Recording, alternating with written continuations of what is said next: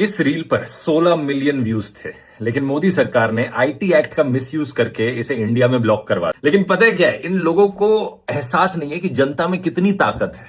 अब उन्हें जरा एहसास दिलाते हैं। मैं इस रील को दोबारा अपलोड करता हूं और इस बार इतना शेयर करना कि 30 मिलियन व्यूज क्रॉस हो जाए और डाउनलोड करके व्हाट्सएप पर हर जगह फैला दो। और अगर ये सब इसी तरीके से चलता रहा तो जल्दी आपको इंडियन करेंसी में महात्मा गांधी की जगह प्रधानमंत्री जी की फोटो दिखने वाली है। इस सरकार ने तो योजनाएं काफी शुरू करी हुई है, बट काफी सारी योजनाएं ऐसी हैं जिनका सिर्फ नाम चेंज हुआ है। और इस वीडियो में हम वही बात करने वाले हैं कि कौन कौन सी योजनाएं जो इस सरकार ने स्टार्ट करी है वो पहले से ही चलती आ रही है। बस ये सरकार क्रेडिट लेने का काम ज्यादा करती है और स्कीम बिल्ड करने का काम कम। साल 2005 में यूपीए सरकार ने नरेगा स्टार्ट किया था, जिसे महात्मा गांधी को ऑनर करने के लिए साल 2009 में महात्मा गांधी नरेगा नाम दे दिया गया था। अब इस सरकार ने क्या किया है, 2025 में इसका नाम चेंज करके वीबीजी रामजी रखने वाली है। यही नहीं, 28 अगस्त 2014 को प्रधानमंत्री जनधन योजना स्टार्ट करी गई थी, जिसमें जिन भी परिवारों के बैंक अकाउंट्स नहीं थे उनको जीरो बैलेंस पे बैंक अकाउंट ओपन करने का स्कीम लाया गया था। और उस टाइम प्रधानमंत्री का इतना ज्यादा इन्फ्लुएंस था कि एक ही दिन में 1.5 करोड़ से ज्यादा बैंक अकाउंट ओपन हुए थे। अब सुनने में तो ये अच्छा लगता है कि बहुत अच्छी स्कीम लाई जिससे कि बैंक अकाउंट ओपन किया जा सके। आज के टाइम पे जो हमारा डिजिटल पेमेंट है वो